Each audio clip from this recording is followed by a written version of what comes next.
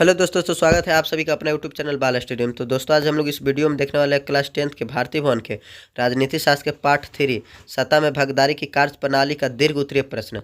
दोस्तों, इसका हम लोग अति लघु उत्तरीय प्रश्न और लघु उत्तरीय प्रश्न बनाकर इस चैनल पर डाला हुआ, आपको लिंक उसका डिस्क्रिप्शन में मिल जाएगा, वहाँ से आप लोग डायरेक्टली जाकर पेज ओपन करके देख सकते हैं। तो चलिए देखते हैं सबसे पहला दीर्घ उत्तरीय प्रश्न क्या है कि सत्ता में भागीदारी को सशक्त रूप देने के लिए उद्देश्य से बेल्जियम के संविधान में किए गए संशोधनों का वर्णन करें। तो देखिए, इसका उत्तर हो जाएगा बेल्जियम यूरोप का एक छोटा सा लोकतांत्रिक देश है। बेल्जियम में 1970 और 1993 के बीच उन्होंने अपने संविधान में 4 संशोधन कर इस बात की व्यवस्था की है। यानी देखिए, बेल्जियम में जो 1970 1993 में क्या किया था कि अपने संविधान में संशोधन किया था और संशोधन करके 4 गो बात किया था। ठीक, तो देखिए पहला क्या चीज़ है, पहला बात की व्यवस्था क्या किया था। देखिए पहला क्या बोल रहा है कि केंद्र सरकार में डच और फ्रेंच भाषी मंत्रियों की संख्या बराबर होगी। यानी केंद्र सरकार में देखिए क्या होगा कि डच और फ्रेंच भाषा के जो मंत्री की संख्या होगा ना, दोनों का होगा बराबर होगा। दूसरा क्या चाहिए कि देश की व्यवस्थापिका कोई विशेष कानून तभी बना सकती है जब दोनों भाषाई समूह के सदस्य सदन में कानून के पक्ष में मतदान करेंगे। कानून के पक्ष में क्या करेंगे, मतदान करेंगे। तो ये देखिए दूसरा नियम बनाई थी या दूसरा संशोधन किया था।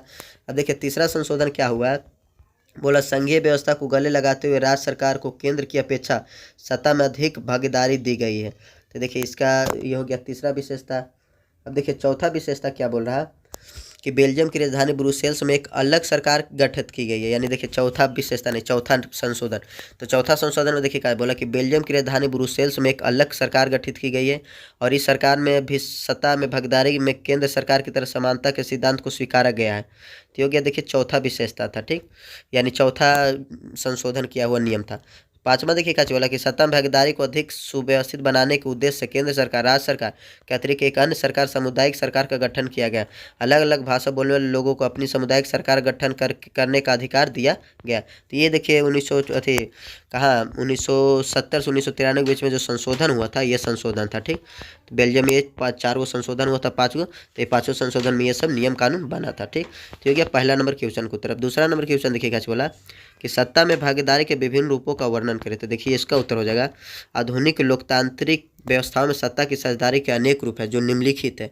पहला देखिए कौन सा रूप है, तो बोला शासन के विभिन्न अंग जैसे विधायिका, कार्यपालिका, न्यायपालिका के बीच सत्ता का बंटवारा रहता है। यानी देखिए शासन के विभिन्न अंग है, जैसे देखिए विधायिका है, कार्यपालिका और न्यायपालिका, तो इन्हीं के बीच क्या चीज रहता है, सत्ता का बंटवारा रहता है। ऐसे बंटवारों से यह सुनिश्चित हो जाता है कि कोई भी एक अंग सत्ता का असीमित उपयोग नहीं कर सकता, हर अंग दूसरे पर अंकुश रखता है। इससे विभिन्न संस्थाओं के बीच सत्ता का संतुलन बना रहता है। इससे विभिन्न संस्थाओं के बीच सत्ता का संतुलन बना रहता है। तो ये देखिए हो गया पहला। दूसरा देखिए क्या बोल रहा है कि सरकार के बीच भी विभिन्न स्तरों पर सत्ता का बंटवारा हो सकता है। जैसे पूरे देश के लिए एक समान सरकार जिसे संघ या केंद्र सरकार कहते हैं। देखिए पूरे देश के लिए एक समान सरकार होता है उसे संघ या केंद्र सरकार कहते हैं, तथा प्रांत या प्रांतीय क्षेत्र स्तर की सरकार जिन्हें राज्य सरकार कहते हैं। यानी देखिए प्रांत वाला और क्षेत्र वाला जो सरकार होता है उसको क्या कहते हैं, राज्य सरकार कहते हैं। ठीक, राज्य के नीचे भी स्थानीय स्तर की सरकार होती है। सत्ता के उच्चतर और बंटवारे के ऊर्ध्वाधर वितरण कहा जाता है। ठीक, तो ये हो गया दूसरा। अब देखिए तीसरा क्या बोला कि सत्ता का बंटवारा विभिन्न सामुदायिक सामाजिक समूहों जैसे भाषाई और धार्मिक समूह के बीच भी हो सकता है। इस तरह व्यवस्था विधायिका और प्रशासन में अलग अलग सामाजिक समूह को हिस्सेदारी देने के लिए की जाती है। तो ये हो गया देखिए तीसरा। चौथा देखिए कुछ बोला कि सत्ता के बंटवारे का हम विभिन्न प्रकार के दबाव समूह और आंदोलन द्वारा शासन को प्रभावित और नियंत्रित करने के तरीके में भी लक्ष्य कर सकते हैं। 2 या 2 से अधिक पार्टियों मिलकर चुनाव लड़ती या सरकार का गठन करते। लोकतंत्र में हम व्यापारी, उद्योगपति, किसान और औद्योगिक मजदूर जैसे कई संगठित हित समूहों को भी सक्रिय देखते हैं।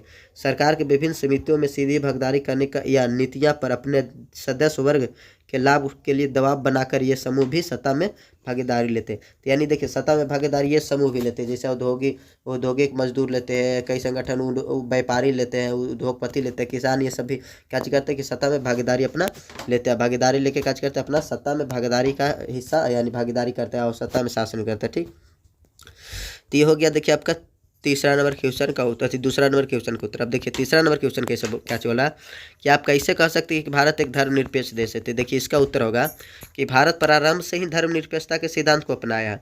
भारत है जो प्रारंभ से ही काची की सिद्धांत को अपने धर्मनिरपेक्षता को। बोला स्वतंत्रता आंदोलन के विभिन्न चरणों में भी देश के भीतर भेदभाव की जगह आपसी भाईचारा देखने को मिला। यानी स्वतंत्रता आंदोलन में देखिए विभिन्न चरण हुआ थे, तो विभिन्न चरण में भी देखे देश के भीतर भेदभाव की जगह आपसी भाईचारा देखने को मिला है। बोला भारत एक धर्मनिरपेक्ष देश है, यह निम्नलिखित तथ्यों से स्पष्ट होता है।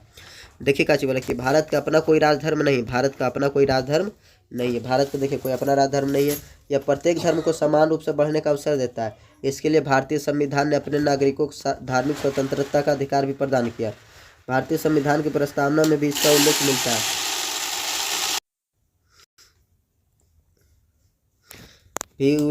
है। देखिए भारतीय नागरिक चाहे हिंदू हो या मुसलमान हो या सिख हो या ईसाई हो, सभी के अंदर राष्ट्रीयता की भावना देखी जाती है। देश के अंदर धर्म के आधार पर किसी भी प्रकार का भेदभाव करना निषिद्ध है।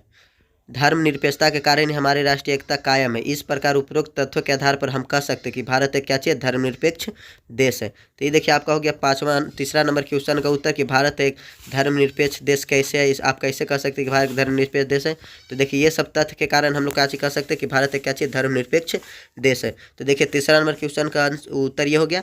तो दोस्तों दीर्घ उत्तरीय में टोटल 3 प्रश्न था, तीनों बता दिए। अगर आपको वीडियो पसंद आएगा तो इसको लाइक कीजिएगा, चैनल को सब्सक्राइब कीजिएगा, दोस्तों में इसको शेयर जरूर कीजिए। तब तक के लिए थैंक यू।